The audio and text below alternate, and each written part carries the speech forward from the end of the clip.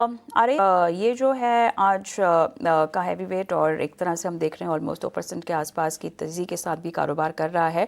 Overall काफ़ी बड़ा positive Meta के साथ करार हुआ है और करार का जो आंकड़ा है लगभग 855 करोड़ का। ये जो पार्टनरशिप है बेसिकली उसको लेकर ये जो करार हुआ है और साथ ही रूस के तेल पर प्रतिबंध का आकलन भी यहाँ पर कंपनी कर रही है। लेकिन ओवरऑल स्टॉक स्पेसिफिक रणनीति जिस तरह का आज का आउट परफॉर्मेंस है, ऑलमोस्ट 2% के पार की तेजी। पिछले 5 दिनों में हालांकि एक दायरे में ही फंसा हुआ था काउंटर। आज हमने देखा है कि थोड़ा सा ब्रेकआउट। लेकिन आप बताइए टेक्निकली चार्ट्स पर क्या लेवल्स अहम हैं?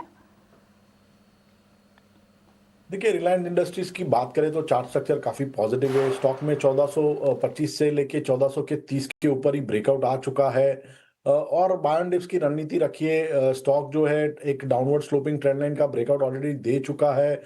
मुझे लग रहा है ये स्टॉक पोजिशनली भी काफी अच्छा है। जो अगर इसमें कोई हल्की सी गिरावट आती है तो खरीदारी करिए with a stop loss below 1420। और इसमें जो इमीडिएट बेसिस पे लक्ष्य बैठ रहा है वो बैठ रहा है 1550 का। 20 के नीचे काउंटर आता है तो आपको खरीदारी करने की सलाह दी जा रही है और 1520 या उसके ऊपर तक के लेवल्स एक टारगेट के तौर पर ट्रीट किए जा सकते हैं। चलिए, न्यूज़ मेकर स्टॉक्स की और तेजस शाह हमारे आज के मेहमान हैं जो आपको रेकमेंड कर रहे हैं न्यूज़ मेकर स्टॉक्स पर रणनीति। तेजस, वेलकम बैक। और एनसीसी हमारा अगला स्टॉक होगा जहां पर सेंट्रल कोलफील्ड का जो करार हुआ है लगभग 6,828 करोड़ के आसपास ये हमने करार होता हुआ देखा है। फिलहाल काउंटर आज के कारोबार में लगभग 2% के आसपास की मजबूती दिखा तो रहा है, लेकिन पिछले 5 सेशन में भी हम देख रहे हैं कि इतनी ही मजबूती के साथ कारोबार हुआ है। ऑलमोस्ट 1 मंथ का हम एक चार्ट भी देखें तो काफ़ी यहाँ पर वॉलेटिलिटी रही है और 204 मेरे ख्याल से एक ऐसा लेवल जहाँ पर ये काउंटर टच भी हुआ है पिछले 1 महीने में। बट ओवरऑल काफ़ी रेंज बाउंड है और काफ़ी वॉलेटाइल है। क्या कहेंगे आप तेजस? सही फरमाया आपने। स्टॉक जो है एक ब्रॉडर रेंज में फंसा हुआ है। नीचे में जो सपोर्ट जोन है वो 202 204 के करीबन है। और ऊपर में जो रेजिस्टेंस है वो 222 से लेके 225 के करीबन है। मुझे लग रहा है जब तक ये रेंज के बाहर नहीं जाता है टाइमिंग अवॉइड करना चाहिए। अगर 225 के ऊपर डिसिसिवली क्लोज देता है तो मुझे लग रहा है 8 से 10% की रैली हो सकती है। सो टाइमिंग अवॉइड करिए जब तक ये कंसोलिडेशन बैंड के बाहर नहीं निकलता है। एक बार ब्रेकआउट आएगा तो फ्रेश एंट्री कर सकते हैं स्टॉक। उसके बाद फ्रेश एंट्री करने की सलाह आपको फिलहाल दी जा रही है।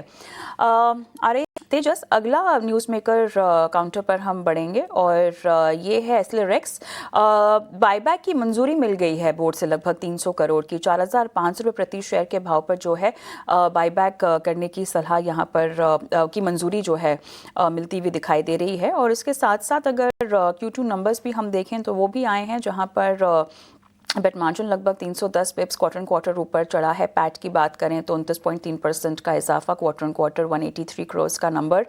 और रेवेन्यू 1005 यहाँ पे 7.5% का आसपास quarter quarter almost in line numbers यहाँ पर आते हुए देखने को मिले हैं। टेक्निकली चार्ट्स पे किस तरह प्लेस्ड है और ओवरऑल ट्रैजेक्टरी इसकी किस ओर जाती हुई दिखाई दे रही है? देखिए, ई क्लर्क्स की बात करें तो स्टॉक का चार्ट स्ट्रक्चर काफी पॉजिटिव है। स्टॉक ने एक नया ऑल टाइम हाई बनाया है। इसका जो प्रीवियस ऑल टाइम हाई था 4640 का, वो भी आज सरपास हो गया है और मेरे हिसाब से स्टॉक उसके ऊपर सस्टेन कर रहा है। तो ये स्टॉक में भी बाय ऑन डिप्स की रणनीति रख सकते हैं। स्टॉप लॉस 4500 का लगाना पड़ेगा। पहला लक्ष्य रहेगा 5000 का और वो सरपास होता है तो सेकंड टारगेट विल बी 5100।